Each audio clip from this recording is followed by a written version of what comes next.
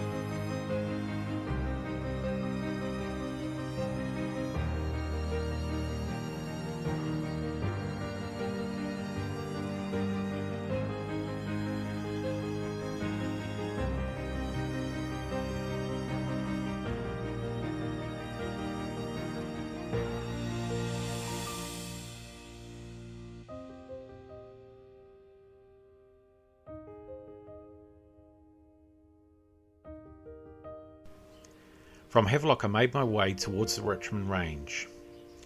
Through there is some of the hardest hiking along Te Araroa. Along the way I met Brian. Alan and I had first met Brian on our first day in the Te Araroas. I did some road walking with Brian to the trailhead that takes you into the Richmond Range. His wife then arrived in their RV to pick him up, and I continued. The section through the Richmond Range was both beautiful and hard work. I didn't capture any really good footage, so please forgive the bits and pieces as I did get. Often my mind was not on capturing the beauty that surrounded me, but just how sore I was because the going was so hard. This is another section I am looking forward to returning and hiking again.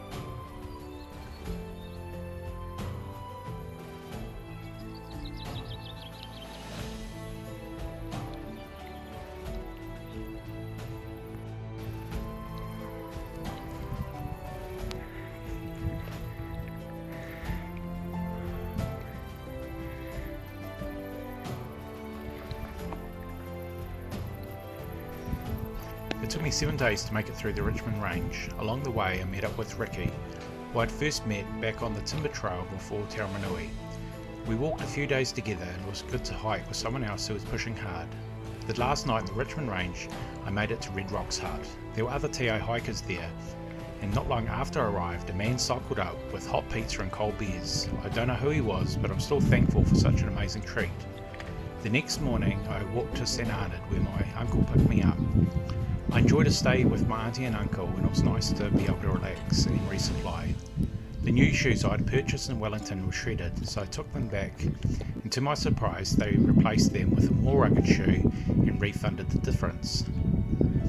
I should have taken a longer break, but I was eager to get back on trail and into the Nelson Lakes National Park.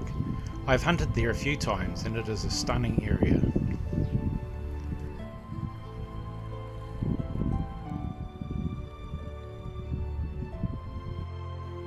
Just climbing up Lisa Rintoul. It's pretty rocky up here. See all the mountains around. It's pretty cool. And down there where I came from, and right down in that clearing is Old Man's Hut where I stayed last night. And then after this one, I'm going to climb Greater Mount Rintoul. I just dropped down this massive scree slope here. Didn't look like much, but it took me about half an hour. I've still got to go down a little bit more, and then got to wind my way up and up and up and up into the clouds. It's going to be a few hours walk.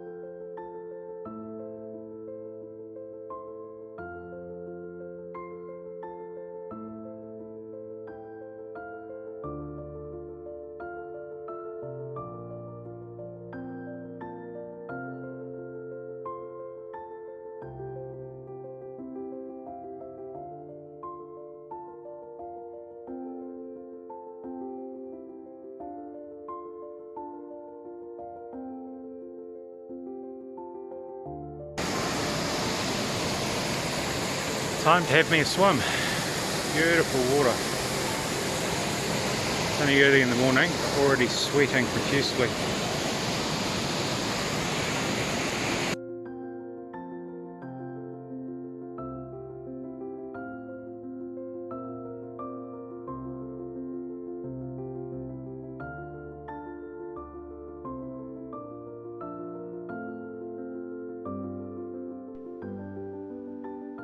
Cool, still got snow up there. Massive long waterfalls. It's fantastic out here.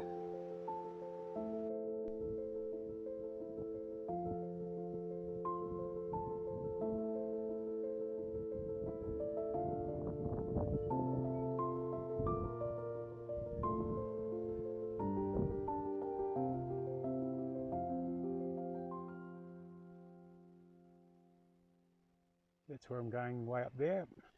Let's go over into the next valley. 8 hours for 38 kilometres. So it's going to be pretty rough.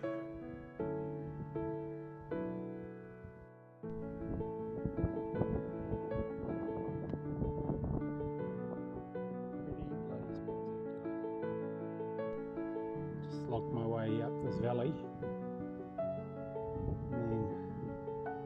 Straight up this boulder field below me. Not sure if the picture, the camera picks it up that well. And then we continue up and around up over the pass. It's pretty massive country up here. Feels good to be up here though. Just absolutely amazing. Rugged as, beautiful. I think that's the pass just up there. Don't more climbing, but it's always a bit deceptive. So it's pretty cool. This awesome waterfall that's been falling and goes all the way down the hill. It's absolutely amazing here. Definitely one of the most beautiful places I've ever been.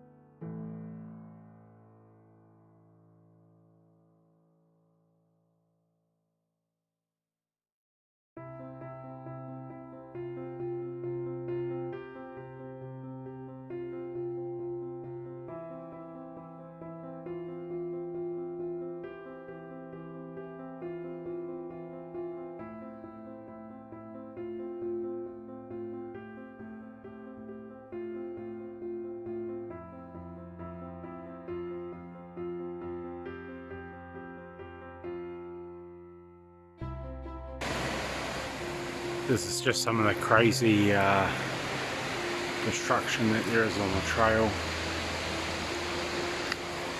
It's quite hard getting through these because it is over boulders and under logs. Everything's just strewn everywhere. But gotta keep pushing on.